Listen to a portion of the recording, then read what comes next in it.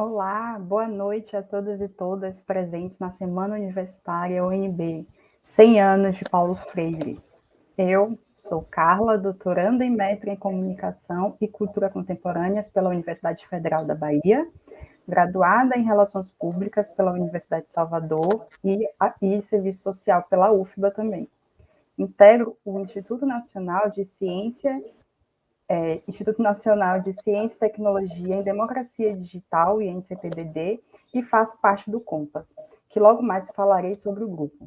Hoje, o Café com Compass está na sua segunda edição e vamos começar com um debate sobre os processos comunicativos vivenciados por egressos do Sistema Socioeducativo de Internação no Distrito Federal, resultado do trabalho de dissertação de Paula Kaline Kronenberger, no programa de pós-graduação em Política Social da UNB, intitulado Vozes dos Egressos da Medida Socioeducativa de Internação no Distrito Federal, os processos comunicativos na perspectiva da comunicação pública, orientado pela professora doutora Kênia Figueiredo.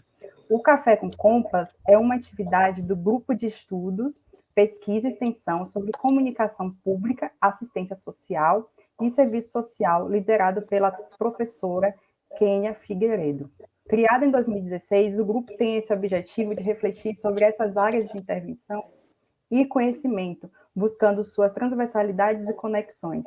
Então, para dar início, vou começar citando o artigo 3º do Estatuto da Criança e do Adolescente, o ECA, sobre a Lei 8.069, de julho de 1990, que diz o seguinte: a criança e o adolescente gozam de todos os direitos fundamentais inerentes à pessoa humana, sem prejuízo da proteção integral de que trata esta lei, assegurando-se-lhes por lei ou por outros meios todas as oportunidades e facilidades a fim de lhes facultar o desenvolvimento físico, mental, moral, espiritual e social, em condições de liberdade e dignidade. Desta forma, a Paula Kaline irá apresentar resultados e discutir junto com a gente a comunicação pública nas políticas socioeducativas. E então é preciso destacar que a pesquisa ela apresenta questões importantes para a gente entender, que fazem todo sentido para a nossa discussão. A primeira é como se dão esses processos comunicativos na medida socioeducativa de internação no Distrito Federal, sendo a comunicação um direito dos socioeducandos? E então, quais as possibilidades da comunicação pública ocorrer neste contexto, considerando suas formas e singularidades? E também, para tentar responder, serão analisadas as falas dos entrevistados. E aí a Paula vai trazer todas as vivências desses egressos que responderam a um roteiro de pesquisa semi-estruturadas. O chat está aberto e todos podem fazer perguntas e trazer reflexões que poderão ser debatidas aqui com a gente. Agora a Paula vai se apresentar para todos nós e iniciaremos a discussão do Café com Compass na Semana Universitária. Oi, Carla, boa noite a todas e a todos que estão assistindo mais essa edição do Café com Compass hoje, né, participando da Semana Universitária da UNB 2021.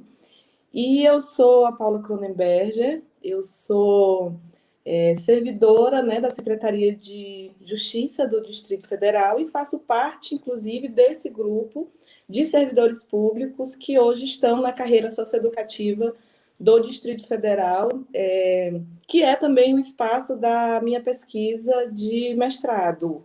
A Carla trouxe um pouquinho aí do que foi essa pesquisa, eu vou estar falando aqui ao longo desse nosso Café com Compass, sobre como é que foi essa pesquisa, um pouco dos resultados. Acho que a gente não vai conseguir trazer tudo que gostaríamos aqui devido ao tempo, mas minimamente eu vou tentar apresentar um pouco dessa pesquisa aqui no café para vocês.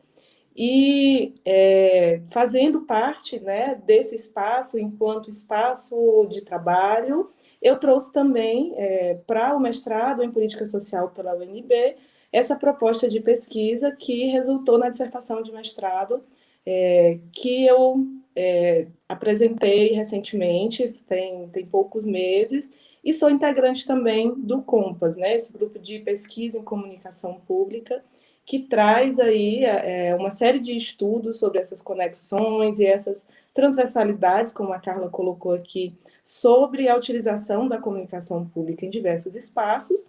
E a minha colaboração, né, é exatamente essa reflexão sobre a comunicação pública num espaço socioeducativo, né? No meu caso, a pesquisa foi no espaço socioeducativo de internação, né? Só para esclarecer, porque pode ser que alguma pessoa aqui que esteja assistindo não saiba o que é uma medida socioeducativa, né? As medidas socioeducativas são medidas previstas pelo Estatuto da Criança e do Adolescente, que são aplicadas a adolescentes a que são atribuídos atos infracionais. Esses adolescentes aí, nós temos, pela legislação brasileira, pessoas entre os 12 anos completos e os 18 anos incompletos. Então, esse é o público da medida socioeducativa, podendo, em situação específica, também ser estendido até aquela pessoa de 21 anos de idade, desde que o ato tenha sido cometido ainda nessa faixa etária entre os 12 e os 18 anos. Então, o Estatuto da Criança e do Adolescente vai trazer aí um rol de medidas que podem ser aplicadas, que vão desde a advertência, a prestação de serviço à comunidade, até a mais gravosa delas, que é a internação, que é o meu espaço de estudo, onde essas pessoas, esses adolescentes ou jovens, já até os 21 anos em situação excepcional, mas via de regra até os 18 anos, vão estar privados de liberdade. Então, a pesquisa ela vem exatamente tentar compreender um pouco de como acontecem os processos comunicativos dentro desses espaços, considerando que nós temos um aparato hoje institucional, organizado, que deve obedecer aquilo que vem da nossa legislação, que traz como princípios fundamentais aqui, entre outros, a doutrina da proteção integral. Então, eu tenho que ofertar uma política socioeducativa que contemple a condição peculiar de pessoas em desenvolvimento desses adolescentes. E aí, nesse contexto, como é que estão acontecendo os processos comunicativos?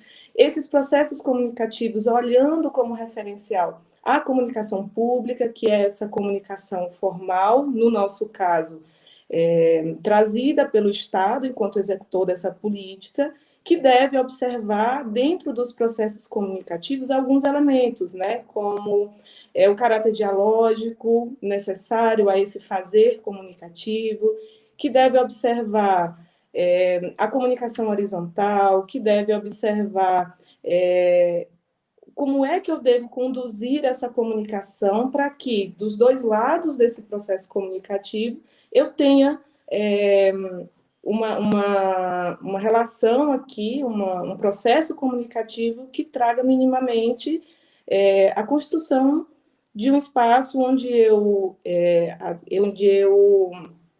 vou considerar que eu tenho ali na minha frente um cidadão que tem também a sua autonomia, que é um sujeito de direitos e que precisa desse serviço público, né, de uma forma qualitativa, e que essa comunicação ela seja, inclusive, compreensiva, né, já que nós temos aqui um espaço que muitas vezes se perde no seu fazer cotidiano por não ser compreensivo, que é esse espaço que envolve também a justiça, com seus termos técnicos, porque não vamos esquecer que existem aqui, no meio de uma medida socioeducativa, um processo judicial que vai ocorrer de uma forma diferente, mas que também vai acontecer, e um adolescente do outro lado, que muitas vezes não vai estar compreendendo, né, que espaço é esse, que lugar é esse, que ele está fazendo parte a partir de então. Então, é mais ou menos nessa perspectiva que eu vou trazer um pouco o que conseguimos, né, de achado aí, de resultados dentro da pesquisa na medida socioeducativa de internação.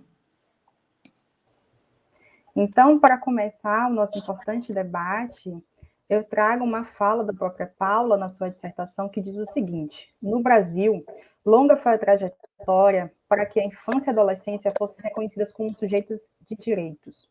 É preciso destacar que essas construções é essencialmente histórica, e como exemplo de avanços nessa trajetória, cita-se a mudança de paradigma sobre o olhar das políticas públicas para as crianças e adolescentes, e a legislação brasileira que pauta esse tema e os considera juntos de sujeitos de direitos que necessitam da proteção do Estado e da sociedade, conquistando espaços através de lutas que envolveram a defesa de direitos e posicionamentos. Então, é a partir desta fala que aí eu trago uma questão para a Paula aqui desenvolver para a gente, que é o seguinte: o modelo dialógico de Paulo Freire, tanto citado na sua dissertação, ele pensa e sustenta a superação da condição de objeto passivo e sem voz para um sujeito que interfere no ambiente em que vive. Você assume que a comunicação ela transcorre seu papel de interação social e alcança essa dimensão política através do seu potencial de direcionamento social dos sujeitos.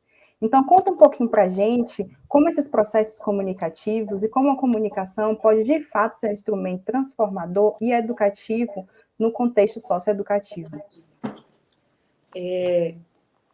Eu começo, né, pelo óbvio, né, que a comunicação ela é um processo inerente a nós, seres humanos, a comunicação faz parte da nossa socialização, e nós praticamos isso o tempo inteiro. Mas a partir do momento que nós olhamos essa comunicação como um instrumento, que nós olhamos essa comunicação no seu potencial educativo, desde que ela traga esses elementos, nós podemos utilizar essa comunicação, sim, para transformar, para construir dentro do ambiente, mesmo de privação de liberdades, um ambiente transformador. Porque essa característica dialógica, e aí não tem como falar nisso sem trazer o Paulo Freire, em um dos capítulos da dissertação eu vou estar fazendo essa contextualização. Eu defendo, durante esse trabalho, que quando a gente estabelece relações no cotidiano, que vão trazer esses sujeitos como sujeitos que podem pensar criticamente, um dos instrumentos que eu tenho em maior potencial é esse trabalho comunicativo. Eu estou dentro de um ambiente fechado, onde esses sujeitos, meninos e meninas, vão estar privados de liberdade, e ali naquele trabalho cotidiano nós temos a comunicação tá acontecendo o tempo todo. Então, perpassa um processo inerente, mas atinge realmente essa característica de potencial de uma construção política nesse sentido, da conquista, da materialização desse espaço como um ambiente que também pode ser pensado para olharmos esse mundo que estamos inseridos e entendê-lo de forma crítica, se aproximando desse real através dos processos comunicativos que podem ser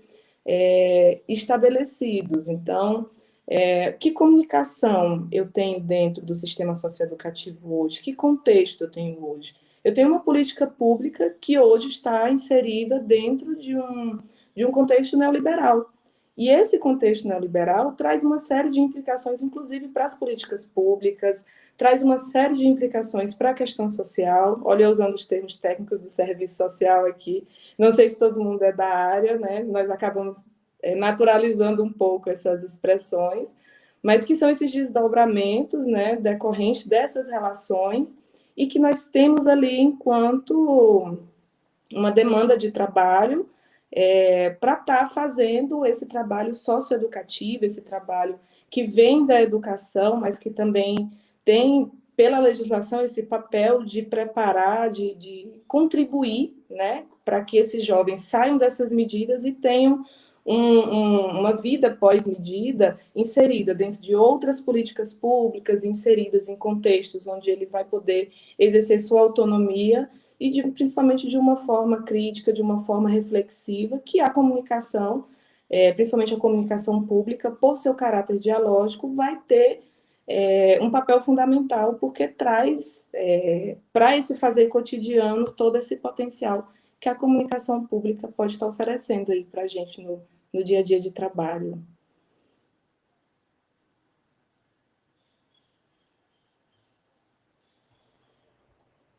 Certo. Então, a comunicação pública ela é utilizada em intervenções no cotidiano de trabalho nas medidas socioeducativas. Então, quais são essas intervenções e limitações, principalmente nesse contexto? Essas intervenções, considerando essa perspectiva de que nós estamos em um contexto neoliberalista, elas são extremamente contraditórias, porque, ao mesmo tempo, eu tenho um Estado inserido nesse contexto neoliberal que fragmenta essas políticas públicas e, por isso, prejudica a oferta desses serviços para esses cidadãos que precisam que esses serviços sejam qualitativos e atinjam os seus objetivos, mas eu tenho ali também esse mesmo Estado, tendo nós, servidores públicos, fazendo essa política no cotidiano e também trazendo esses princípios éticos políticos que nós construímos ao longo da nossa formação para essas reflexões no dia a dia com esses adolescentes que estão cumprindo as medidas socioeducativas. Então, eu tenho ali a possibilidade, por exemplo, de trabalhar com esses adolescentes, como acontece em suas inserções sociais, e está trazendo para eles esses elementos que estão dentro da comunicação pública. Então, é um contexto complexo, porque a internação ela lhe tira da convivência comunitária, reduz sua convivência familiar, lembrando que ela não tem um prazo determinado. A internação ela pode acontecer, pode permanecer por até 3 anos, né? Um adolescente inserido num contexto socioeducativo, ele é reavaliado a cada 6 meses, e depois desse período de avaliação, vai ser decidido se ele continua dentro da medida socioeducativa ou se ele é desligado. Então, é muito tempo, né? Um ambiente fechado, esse ambiente fechado dificulta, inclusive, a fiscalização, dificulta a participação da comunidade, dificulta, inclusive, a comunicação em diversas formas, porque tudo é muito controlado, né? Eu tenho todo mundo dentro de regras muito rígidas para garantir a internação. E então eu tenho também, ao mesmo tempo, a comunicação pública que vem materializar esses direitos que estão previstos no Estatuto da Criança e do Adolescente, porque apesar de estar ali para um processo de responsabilização, porque a ele foi atribuído um ato infracional, ele também é um sujeito de direitos, um sujeito que não perde nenhum dos direitos fundamentais de todo ser humano. Então, essas intervenções que nós podemos trazer enquanto dia a dia dentro da medida socioeducativa, ela traz uma série de demandas, né? Tanto do fazer profissional, desses profissionais que têm essa autonomia, quanto demanda desses adolescentes e seus familiares. Porque quando a gente pensa no trabalho desses profissionais que estão dentro da medida socioeducativa, nós temos que sempre lembrar que são profissionais que têm toda uma autonomia, mas que também estão dentro de uma organização institucional que impõe limites para esse trabalho. Por exemplo, eu posso ter toda a intenção de fazer uma série de atividades que eu considero que tem um caráter socioeducativo no meu dia a dia de trabalho, mas eu posso não ter um aparato institucional que me permita isso. Então, isso vai limitar a minha atuação. No Distrito Federal, por exemplo, dentro da minha categoria profissional, nós temos pouco mais de 50% dos cargos previstos para os especialistas socioeducativos ocupados. Então, como é que a gente dá conta dessa demanda? Como é que nós vamos aqui estar trazendo esses processos comunicativos realmente da forma que gostaríamos se nós temos uma série de limitações institucionais? Então, o que nos é oportunizado enquanto espaço de trabalho vai o tempo todo ter limitação no contexto neoliberal que a política é executada, que é de uma política que não vai ter orçamento suficiente, que não vai ter servidor suficiente e que vai estar sempre limitada dentro desse contexto de vamos fazer o mínimo e por aqui a gente dá por satisfeito. É isso mesmo. E você até citou sobre esses especialistas socioeducativos, então cita um pouco para nós quem são eles dentro desse sistema no Distrito Federal e como eles se relacionam, como não somente com os egressos, mas também com todo o sistema socioeducativo. No Distrito Federal, né, nós temos uma carreira própria dentro da execução da medida socioeducativa. Essa carreira foi desmembrada da antiga carreira da assistência social, que esses profissionais faziam parte, e hoje é uma carreira que segue o seu caminho de forma independente da assistência social. Lembrando que o socioeducativo no DF já esteve na Secretaria de Justiça, depois foi criada a chamada Secretaria da Criança.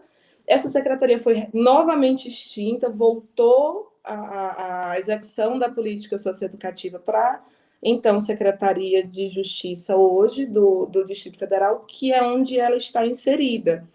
E são muitos cargos, né, que hoje compõem a carreira, e os mais encontrados dentro das unidades são realmente o assistente social, o psicólogo e o pedagogo. Mas existem vários outros que estão em menor número, mas que também estão aí dentro das unidades. Hoje nós temos a previsão de especialistas na área do direito, da educação física, artes cênicas e diversos outros que vão estar contribuindo com suas especificidades profissionais. E o atendimento no dia a dia do trabalho socioeducativo, ele é, em tese, para acontecer por uma equipe multiprofissional. Por exemplo, um adolescente acompanhado na medida socioeducativa de internação é para ter, enquanto especialistas de referência, um assistente social, um pedagogo e um psicólogo. Mas isso acontece na prática? Nem sempre não, porque nós não vamos ter exatamente servidores suficientes, né, como eu trouxe agora há pouco, muitos cargos que não foram preenchidos por falta de nomeação e que vão prejudicar esse trabalho multiprofissional. Então, em vez de eu ter o assistente social pensando na especificidade do trabalho do assistente social, o psicólogo contribuindo também com a especificidade da psicologia e o pedagogo também na perspectiva da sua profissão, muitas vezes eu tenho um único profissional para dar conta de toda a demanda de acompanhamento daquele adolescente, o que prejudica muito e acaba, inclusive, trazendo a necessidade de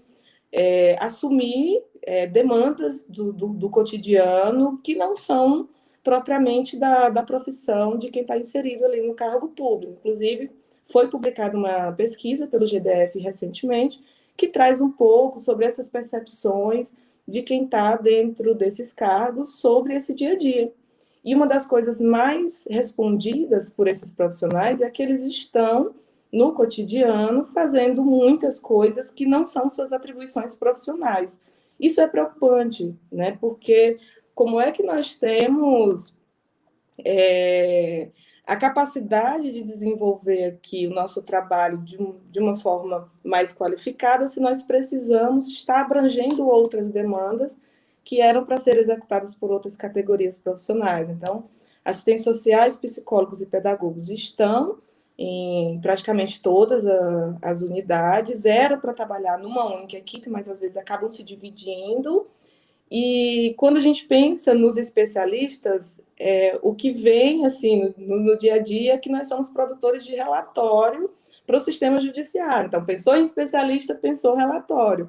Como se nós estivéssemos ali para essencialmente cumprir com uma demanda burocrática, que é a necessidade de uma autoridade judicial, de conhecer um pouco mais da situação de vulnerabilidade, da trajetória de vida desses adolescentes através desse instrumento que nós vamos construir, que é o relatório que vai periodicamente para as autoridades antes de audiências e para essas reavaliações. Então, quando pensamos no trabalho dessas pessoas, nós pensamos basicamente em relatório, quando, na verdade, nós temos inúmeras outras atribuições, como articulação com a rede de serviços, com a rede da assistência social, com a rede da saúde mental. Nós temos aí a demanda pelo acompanhamento familiar também. Muitas vezes essas famílias não conhecem também essa mesma rede de serviços e precisa circular por esses serviços para ter seus direitos garantidos, e nós estamos também nesse papel de acompanhamento familiar. E temos também, por exemplo, a possibilidade de estudo de caso, nós temos a possibilidade de produção de relatórios sobre como é que anda a execução desse trabalho, de assessoramento, são muitas atribuições. Existe uma portaria específica que traz tudo isso, é uma portaria que traz uma quantidade gigantesca, mas que no dia a dia só é lembrado pelo atendimento técnico e principalmente pelo relatório devido à visibilidade que isso tem e o tamanho da demanda que é para nós que estamos lá pela construção desse relatório no dia a dia. Muito bom, Paulo, muito bom. Então, as entrevistas na sua dissertação, elas buscaram dos egressos resgatar quais foram as suas vivências mais marcantes antes de serem inseridos em uma medida socioeducativa, né? E aí é importante dizer que todos os entrevistados tiveram suas identidades ocultadas e respeitadas na pesquisa da Paula. E então, Paulo, eu te faço uma seguinte pergunta: quais foram os principais pontos que você consegue retratar sobre a vivência na medida socioeducativa nesse contexto pandêmico e também que conta com um obstáculo a mais, que é a tecnologia, ela interferiu nessa relação com o entrevistado e entrevistador de um tema que demanda de uma confiança e de uma entrega profissional que a gente bem sabe que o olho a olho e a presença, ela faz muito mais importante para o outro do que simplesmente uma tela, e ainda fora os outros obstáculos também que você pode citar para a gente, que você encontrou para fazer essas entrevistas com os egressos. Entrevistar os egressos é mais difícil do que entrevistar quem está dentro da internação, porque ali eu tenho o acesso a eles com mais facilidade.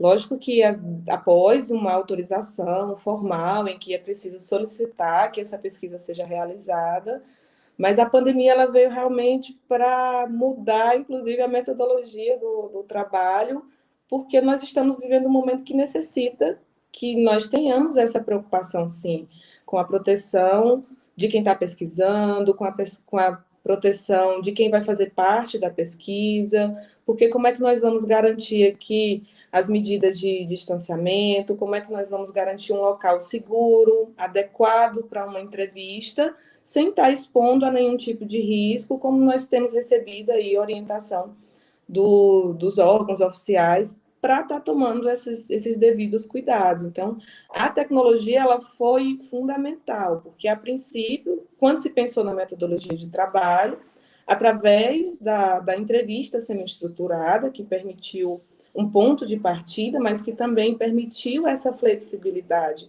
para que eu pudesse estar nesse diálogo com esses egressos, aprofundando algumas questões importantes trazidas por eles. Então, o questionário semi-estruturado, ele foi essencial para não fugir ali do tema, e a tecnologia foi essencial para que as entrevistas acontecessem, porque eu descrevo com bastante detalhamento na dissertação como é que foi todo esse processo de buscar esses egressos, né? Egresso é alguém que passou pelo sistema e que hoje não está mais inserido, ou seja, não tem nenhuma vinculação institucional, e fiz o convite, assim como dei a todos eles a escolha de fazer a entrevista de forma presencial ou através de um aplicativo de videochamada, lógico que obedecendo às orientações do Conselho Nacional de Saúde, do Comitê de Ética em Pesquisa, sem gravação, né, para que a gente tivesse aí o maior cuidado com as questões éticas de pesquisa. E isso que você traz da confiança, Carla, é bem isso do que a gente vai construindo enquanto um trabalho ético, né? A observância desses princípios éticos, desses elementos éticos no fazer pesquisa. Porque se não for observado tudo isso, essa relação de confiança ela não se estabelece. E a pesquisa ela passou pela avaliação do Comitê de Ética, sim, ela foi aprovada para que depois ela fosse executada, e os participantes decidiram fazer dessa forma virtual, né? Para mim, foi mais difícil, porque eu prefiro realmente o contato, o olho no olho, ali estar próximo, mas considerando o contexto de pandemia, foi o que nós tivemos enquanto estratégia para não parar a pesquisa nesse momento difícil e acabar adiando isso para um outro momento. Então,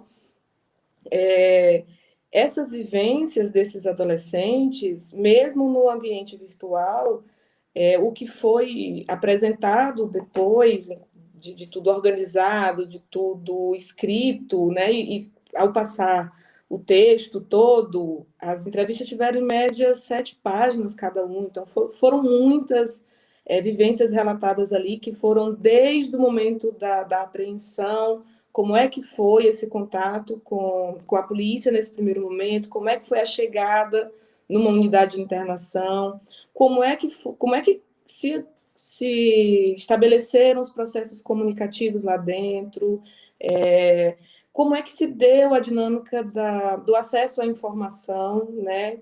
Mesmo ponderando que a informação por si só ela não é suficiente para construir ali uma relação de autonomia, uma relação de construção de um sujeito crítico, mas ela também é necessária.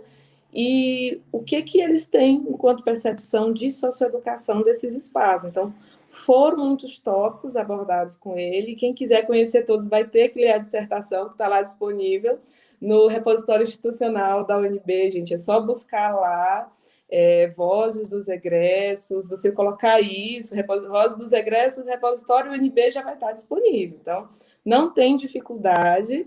E as entrevistas não estão na íntegra, elas estão divididas exatamente por esses tópicos que nós trabalhamos durante as entrevistas.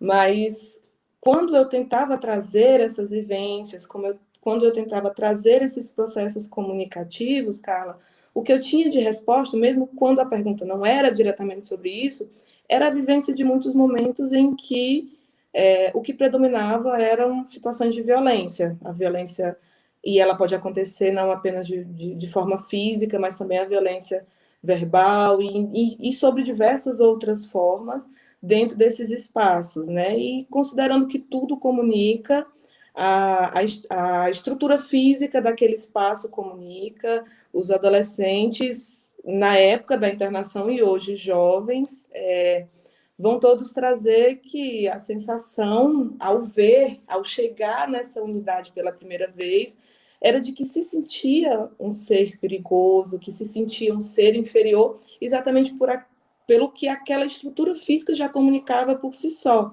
Então, você já tem uma abordagem violenta da polícia no momento da apreensão, você já tem a falta de informações, uma comunicação muito difícil no momento de uma audiência em que ele não compreende que dinâmica é aquela, em que ele não compreende aqueles termos que são utilizados para analisar as próprias vivências dele e depois, nesse cotidiano, uma série de limitações aos processos comunicativos, aos meios de comunicação, dependendo de onde você está cumprindo essa medida de internação, ela vai ter dinâmicas diferentes, ela vai ter possibilidades diferentes, e o interessante é que o acesso a alguns outros espaços, por exemplo, como é trazido pelos adolescentes de participação em conferências, muitas vezes trouxe mais acesso à informação, trouxe mais possibilidade de reflexão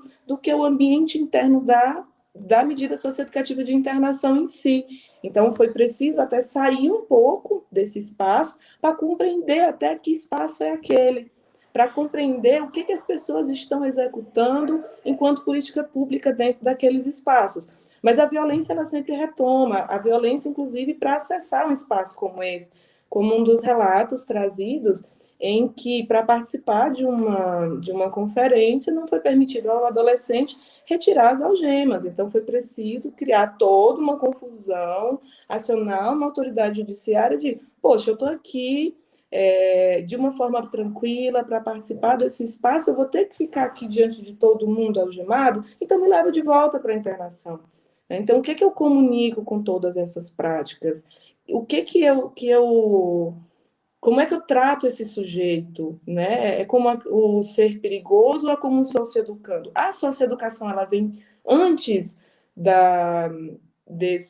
dessa abordagem de ser perigoso ou ela está vindo depois? Ela é o caráter essencial do cotidiano da medida socioeducativa, né? Ficou essa interrogação que as perguntas e as respostas ao longo, né, da entrevista foram respondendo que não, que comunicar aqui dentro não é a principal preocupação, que construir um espaço de reflexão crítica muitas vezes não é essa principal preocupação, mas que a comunicação pública ela se insere sim, com muitas limitações diante de todo esse contexto de dificuldade da execução da política pública, mas ela está aqui, ela está presente, ela faz parte e ela tem esse potencial, ela não perdeu o potencial de transformação desses sujeitos. O que nós precisamos é aprofundar essa reflexão exatamente sobre esse espaço para que nós consigamos compreender onde estão essas limitações e que estratégia nós podemos ir construindo para superar tudo isso dentro desse espaço de privação de liberdade, que é um espaço muito perigoso, né, para se dificultar, né, a execução do direito à comunicação. Exatamente, Paula. E indo nesse caminho sobre o direito à comunicação, né, considerando que a comunicação ela perpassa em todos os aspectos, principalmente do direito da criança e do adolescente, e que todos os pontos de uma instituição pública, na percepção dos sujeitos, ela vai se interferindo. Isso também sobre os processos sociais, principalmente nas unidades de internação, às quais foram encaminhadas também os sujeitos das entrevistas. E é dessa forma, então, que eu quero trazer quais pontos, assim, você pode elucidar para a gente, que traz as informações de que existiam iniciativas dos próprios servidores, e quais iniciativas foram essas, que não só a gente sabe das limitações das medidas socioeducativas, mas também é que nós queremos saber, trago aqui para você refletir, não só refletir, mas também para as pessoas também refletirem e trazerem também questões, né? Quais iniciativas os servidores que estão lá no dia a dia, eles propõem e, de fato, efetuam e realizam todas essas propostas e como elas se realizam dentro da medida socioeducativa, que é um espaço tão complexo e tão cheio de limitações, mas também é um espaço onde você consegue, sim, inserir não somente questões, mas também implementar e realizar políticas. Eu trago um pouco dessas iniciativas, né, porque elas surgiram na fala desses jovens que foram entrevistados, que foram iniciativas, em especial, de inserção no mercado de trabalho. Tanto por quem está na carreira socioeducativa, por quem está em outros espaços, como o judiciário, e tem contato com esses adolescentes durante o cumprimento da medida socioeducativa. Mas eu faço uma série de ressalvas com relação a isso, porque nós até ficamos extremamente felizes ao ter conhecimento de que um adolescente foi encaminhado para o mercado de trabalho, de que ele está fora do contexto de atos infracionais, ou seja, ele conseguiu romper com isso. E o interessante é que, a priori, nossa, que lindo, os especialistas ou funcionários, promotores, juízes, se esforçaram para buscar uma oportunidade de emprego para um jovem desse, nossa, que coisa linda.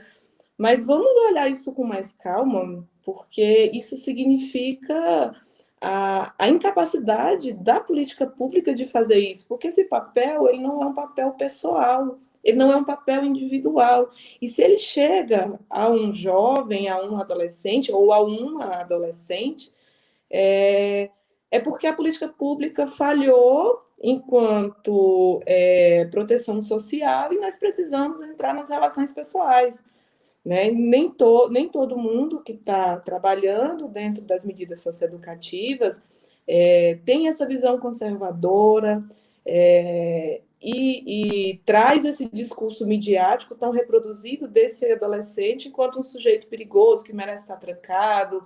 Nem todo mundo traz esse discurso da redução da maioridade penal, que é uma situação constante para nós no dia a dia de trabalho.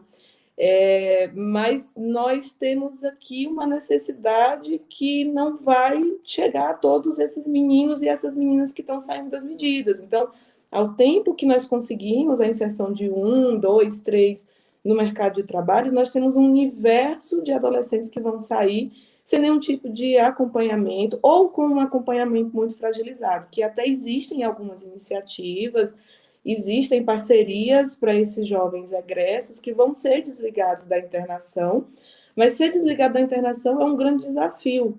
Você sai com esse estigma do criminoso, do perigoso, você perdeu em muito a sua convivência comunitária, tem algumas falas nas entrevistas que os adolescentes vão trazer, inclusive, que saíram com alguns gestos do período de internação, como andar aqui com as mãos para trás, que é a postura que eles têm que adotar nessas unidades, que é andar de cabeça baixa, que é usar algumas expressões, senhor, senhora, quando vai se dirigir a algumas pessoas, porque eles se habituaram tanto com a utilização disso no dia a dia, chegando a passar até 3 anos dentro dessas unidades de internação, que eles vão sair com essas práticas. Então, sair para tentar esse fortalecimento da integração comunitária, escolar, porque a escola também é ofertada dentro das unidades de internação, né? São por servidores da Secretaria de Educação, mas que acontece lá dentro. A instituição, os órgãos de execução da política socioeducativa trouxeram o espaço de sala de aula para o seu interior, que muitas vezes fica completamente prejudicado, inclusive pela falta de servidores, né? Eu já passei por algum período em uma das unidades de internação do DF, em que os adolescentes iam para a escola dia sim, dia não, porque não tinha como fazer a escolta deles do quarto, né, que se você olha para uma cela não tem diferença nenhuma, até o ambiente de sala de aula. Então, nós temos toda essa dificuldade da socioeducação, desses encaminhamentos, da articulação da rede para esse momento, após a saída da medida socioeducativa, e quando sai ainda precisa das relações pessoais. Eu tenho aqui a ciência de uma possibilidade de emprego, ou do encaminhamento para um curso profissionalizante, em que esse adolescente ele vai poder aprender ou desenvolver, trabalhar uma habilidade que ele já tenha, porque nós temos no perfil desses adolescentes, muitos deles já inseridos em alguma atividade remunerada, em especial pela situação de vulnerabilidade de renda, que muitos deles já vivenciam. Então, a realidade do trabalho para eles é muito presente. E não adianta eu querer trabalhar com esse adolescente apenas, você precisa estudar sem compreender as necessidades dele, o papel dele dentro daquela família, e essas situações de vulnerabilidade, e simplesmente tirar de uma medida socioeducativa sem nenhum suporte, para que minimamente essa inserção em uma atividade remunerada ela aconteça de forma qualitativa. Porque nós temos muitos meninos que, quando chegam, já estão em atividades extremamente insalubres, precárias, de risco, e vão sair, vão buscar novas formas de estar tendo aí a sua autonomia financeira, né? Essa é a realidade desse perfil, né? Desses adolescentes que estão no socioeducativo hoje. Então, infelizmente, é preciso, né, que aconteçam algumas dessas iniciativas para que muitos deles consigam se inserir no mercado de trabalho e aí romper com esse envolvimento, né, do ato infracional.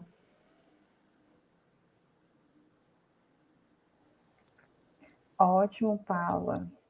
E aí, para a gente ir se encaminhando, né, sobre a diferença desse trabalho que você tanto traz aqui para a gente, existem complexidades, né, em pesquisar em um ambiente já conhecido, no qual você está inserida há 3 anos, e de um lado a riqueza de informações em que esse campo ele te dá acesso e que para outros pesquisadores nem tanto assim. Então, há diversos tipos de impasses, principalmente institucionais para isso. Então, eu gostaria de saber de você quais foram as limitações da sua pesquisa e também de pesquisar uma área de trabalho em que você já atua e que você já compreende todas as questões.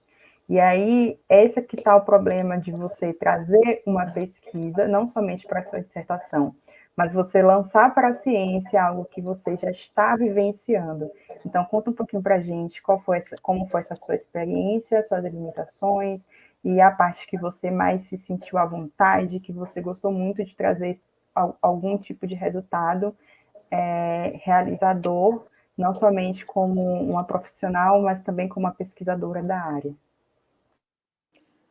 O mais difícil no cotidiano de trabalho, em especial quando a gente trabalha num lugar que traz um contexto muito complexo e tão permeado pela vivência de violências, eu acredito que, a princípio, é você não partir da naturalização desse cotidiano de trabalho, porque nós estamos ali no dia a dia, nós estamos vivenciando essas formas de trabalho, esses processos comunicativos nesse local de trabalho, e muitas vezes nós nos pegamos reproduzindo discursos que são conservadores, que não abrangem a dinâmica daquele local e que vão naturalizando aquelas vivências como se isso fosse normal para aquele lugar. Então, o processo da pesquisa, ele foi extremamente importante para não cair nessa armadilha da naturalização desse local como um local violento, como um local em que a comunicação pública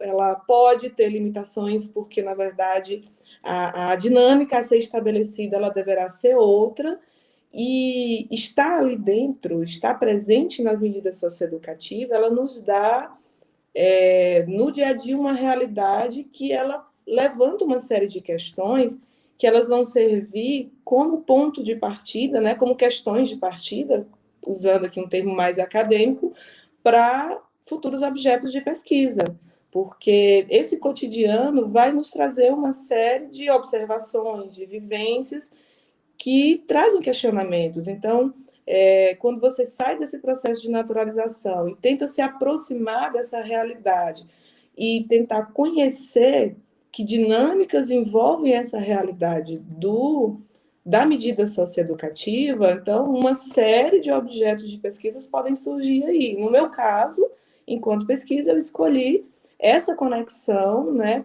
da medida socioeducativa com a comunicação pública, que é pouco pesquisado. Para mim foi difícil não encontrar referências que ligassem essas duas áreas, mas eu acho que desafiador não significa que a gente deva desistir, né? Eu acredito que a intenção com a pesquisa foi realmente contribuir para a reflexão da comunicação pública dentro desse espaço, um espaço que permite uma série de outras reflexões também, mas que tem uma prática comunicativa muito forte e que tem na comunicação pública um potencial muito grande para se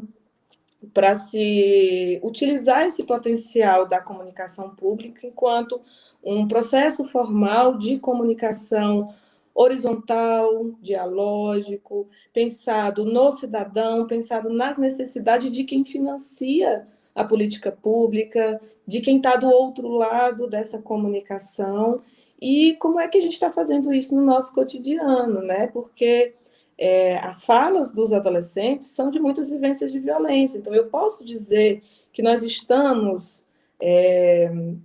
privilegiando, contemplando, ou garantindo a comunicação pública, garantindo a proteção integral que o ECA tanto traz para o trabalho com crianças e adolescentes em quaisquer espaços que sejam, inclusive no socioeducativo, nesse lugar, né, de privação de liberdade. Então,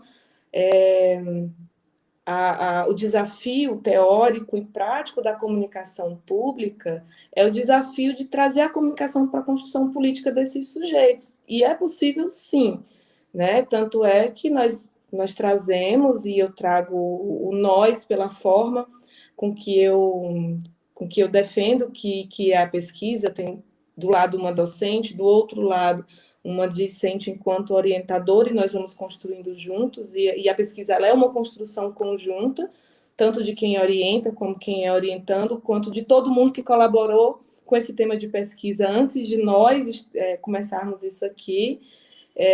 E nós trouxemos essa prioridade, essa centralidade em quem está lá dentro, sendo o sujeito que recebe todo esse serviço, né? Quem é esse jovem, quem é esse adolescente, como é que ele enxerga, como é que ele percebe a comunicação nesses espaços?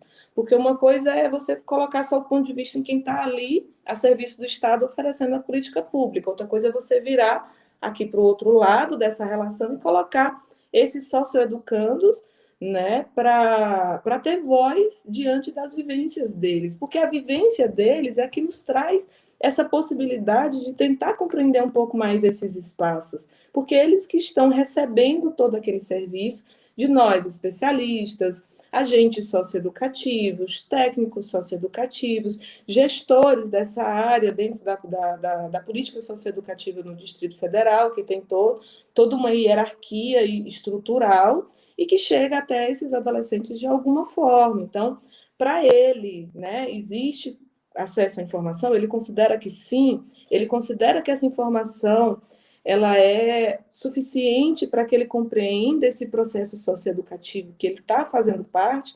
Inclusive, eu até destaco uma outra fala de um entrevistado, onde ele ouve uma série de informações no espaço da conferência, e ele volta para a unidade de internação e fala sobre aquilo que ele aprendeu naquele espaço que ele participou.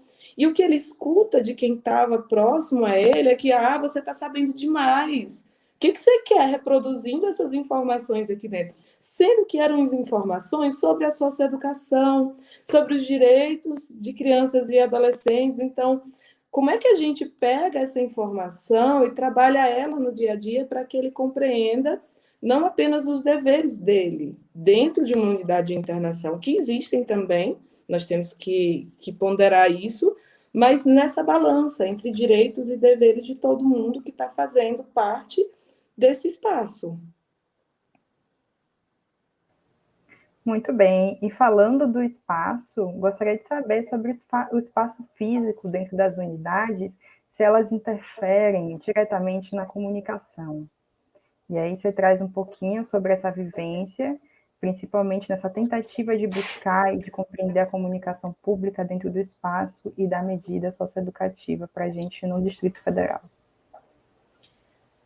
O espaço físico, no contexto do Distrito Federal, ele enfrenta uma série de desafios históricos, né? Nós temos como referência, antes da criação de diversas unidades de internação, na memória das pessoas, o antigo CAGE, que quando se fala do CAGE, se lembra em mortes, se lembra em momentos de conflito, se lembra da tragédia que foi esse espaço enquanto oferta da medida socioeducativa. E o CAGE ele já tinha uma estrutura, e é possível ainda encontrar uma série de fotos disponíveis na internet, em sites, reportagens a respeito, pesquisas que foram realizadas a respeito desse espaço físico como um espaço muito próximo do ambiente cadeia, né?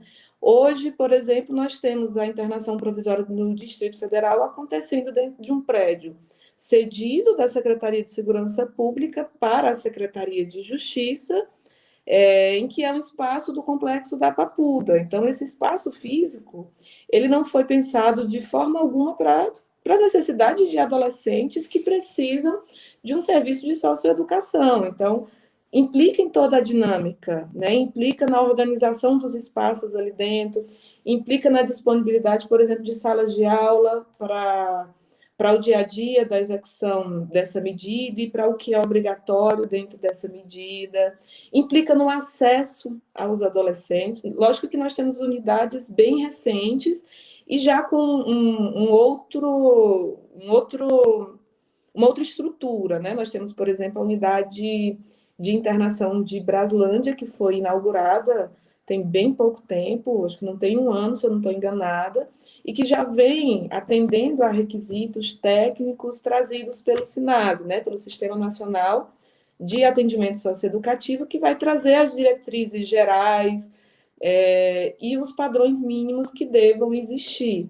Mas quando você observa essas instituições, se você, por exemplo, passar na frente de uma dessas unidades de internação, a impressão que você está é diante de uma unidade prisional. A sensação é exatamente essa, porque o caráter socioeducativo nessa organização, ele é um processo que vem se construindo historicamente, que ainda enfrenta esses desafios de colocar esse processo de responsabilização e de inserção social desses sujeitos, enquanto sujeitos de direito, enquanto sujeitos que estão numa condição peculiar de desenvolvimento, ainda no segundo plano dessa repercussão midiática desse ser perigoso. Tranca porque é melhor para a sociedade, aí a gente tira toda a discussão sobre a fragilidade de todas as políticas públicas que vieram antes de uma política socioeducativa. Porque quando esse adolescente ele vem se inserir dentro de uma unidade de internação, diversas outras políticas já falharam. E quando ele chega dentro dessa unidade, o que eu tenho ainda é um espaço físico para transmitir essa comunicação, essa mensagem de que ali eu tenho um bandido, de que ali eu tenho um ser perigoso que precisa de uma série de regras de segurança para permanecer naquele espaço. Eu compreendo que a segurança dentro de uma internação, ela deve ser pensada, mas ela deve ser pensada dentro de quais são os limites que a gente deve estabelecer entre segurança e socioeducação. E um desses limites, eu acredito que seja exatamente o pensar e o planejar o espaço físico para que eu consiga desenvolver as atividades socioeducativas ali dentro. Mas nós ainda temos muito que melhorar nas nossas estruturas, no acesso a essas estruturas, por exemplo. Tem unidade de internação que não tem linha de ônibus passando. E aí, como é que eu vou chegar até ela? Como é que eu vou acessar esse espaço?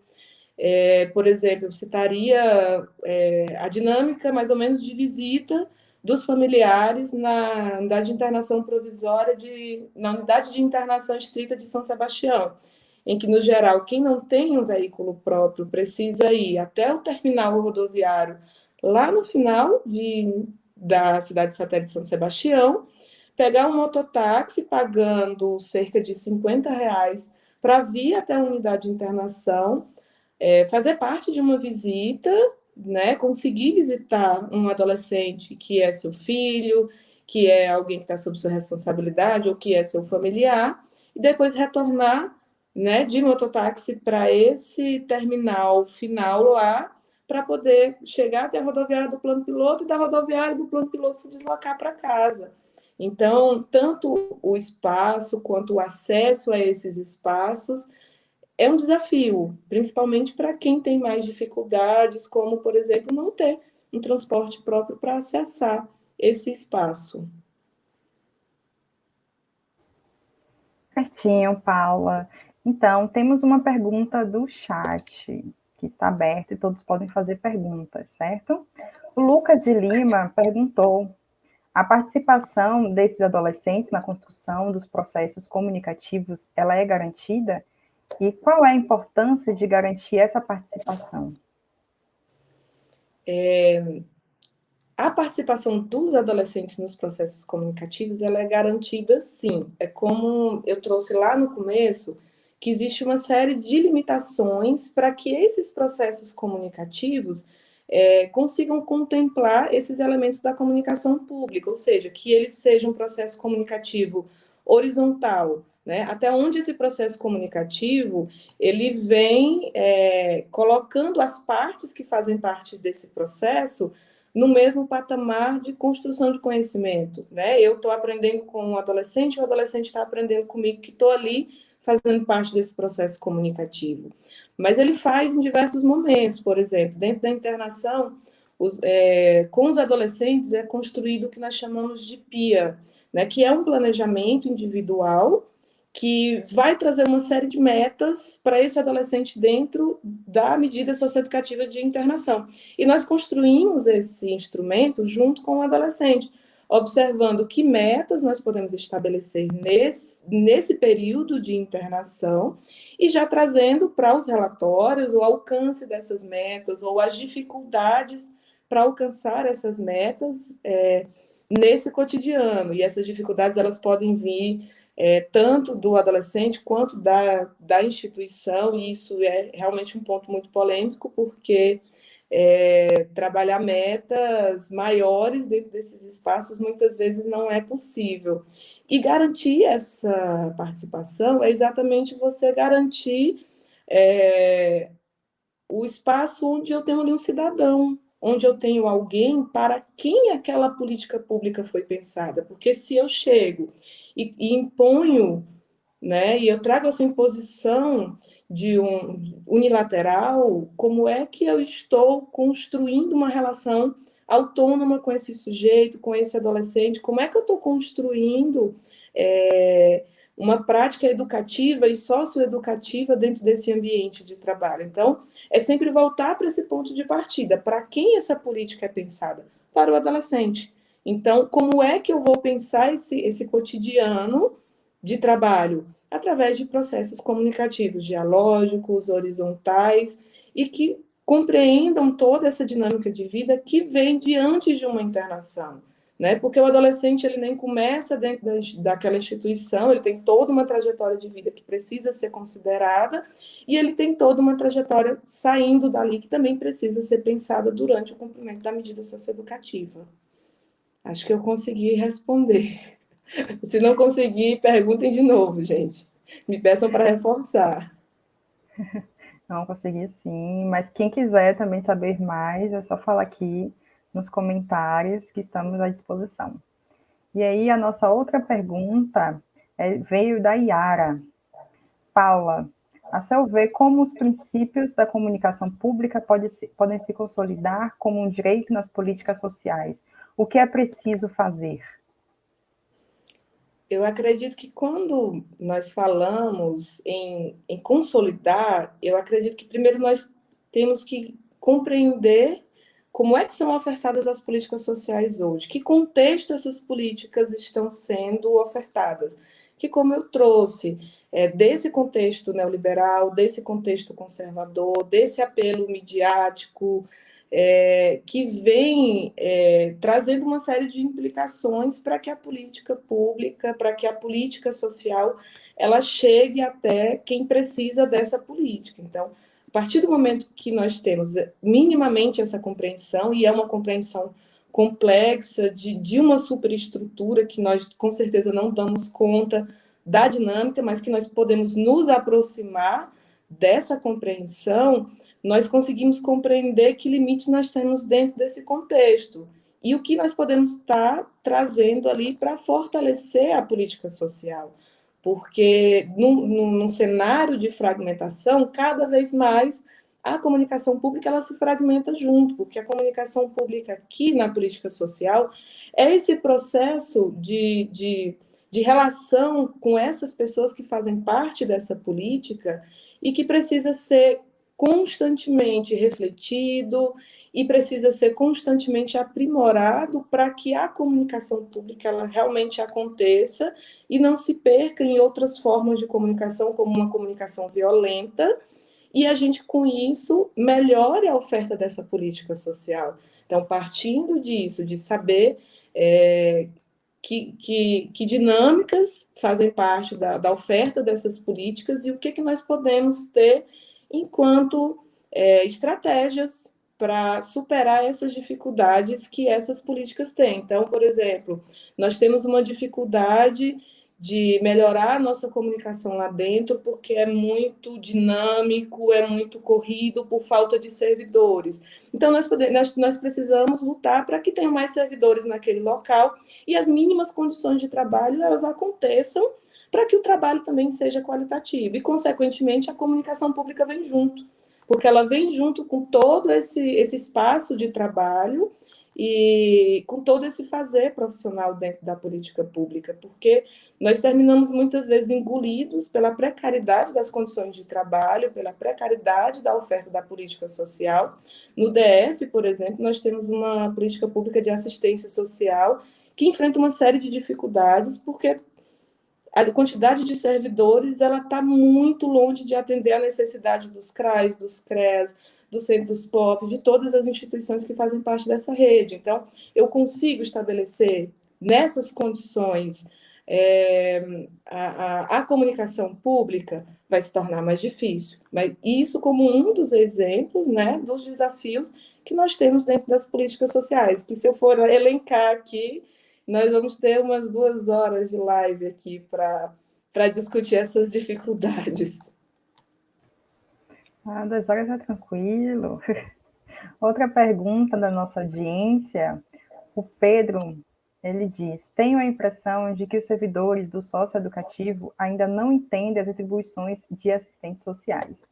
Você percebe isso como um problema de comunicação e quais estratégias para superar? Eu lhe afirmo que, pela experiência, mesmo pouca, né, tem muita gente dentro do socioeducativo com muito mais bagagem que eu, mas que a percepção que nós temos lá dentro também é que realmente não se compreende as atribuições dos assistentes sociais. Inclusive, quando nós recebemos as ligações das famílias, por exemplo, eles acham que todo mundo é psicólogo lá dentro. Então, eu queria falar com a psicóloga que acompanha meu filho. Então, todo mundo, a princípio, é o psicólogo que acompanha um ou uma adolescente dentro do sistema socioeducativo. E é um problema de comunicação, sim, porque muitas vezes a dinâmica, né, que nós acabamos estabelecendo dentro das unidades não contempla momentos em que nós vamos estar, por exemplo, trazendo a informação e se comunicando sobre as especificidades profissionais de todo mundo que está inserido ali. Então, qual é a diferença do meu trabalho, Paula, para o trabalho que outro especialista, pedagoga, vai fazer acompanhando um adolescente na internação ou nas medidas de meio aberto também?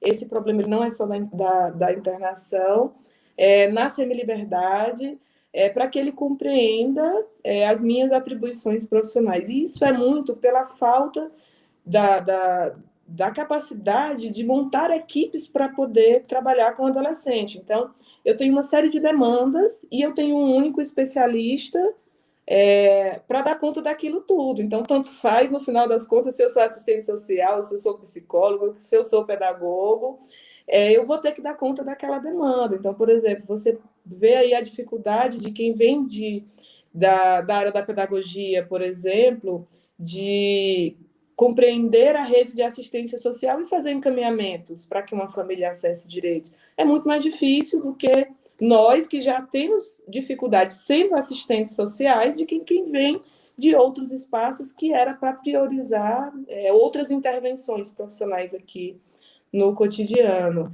E é pensar realmente como nós estamos utilizando a comunicação no dia a dia, para que a gente possa minimamente superar ou realmente superar essa dificuldade. E isso, é refletir sobre os processos comunicativos, né? Tanto que o objetivo geral da pesquisa é exatamente uma reflexão. Como é que nós estamos estabelecendo esses processos comunicativos aqui dentro? Então, vamos parar e vamos refletir sobre como isso está acontecendo, porque essa reflexão é que nos traz essa aproximação, esse movimento dialético com o real, essa aproximação, ela traz para nós a percepção que muitas vezes, né, como eu trouxe lá no começo, nós naturalizamos e acabamos por não perceber que nós estamos com essas falhas comunicativas que precisam ser pensadas para serem executadas de outra forma. Então, é esse exercício mesmo de reflexão constante que nós precisamos ter dentro do cotidiano de trabalho. Ótimo. E para fechar a noite de hoje, né, pergunto quais são os impactos que você identifica no seu trabalho e a realização da comunicação pública na medida socioeducativa. Então, traz um pouquinho desse panorama geral, do que você identifica como relevância no seu trabalho, não só também na medida socioeducativa como um todo, principalmente no DF.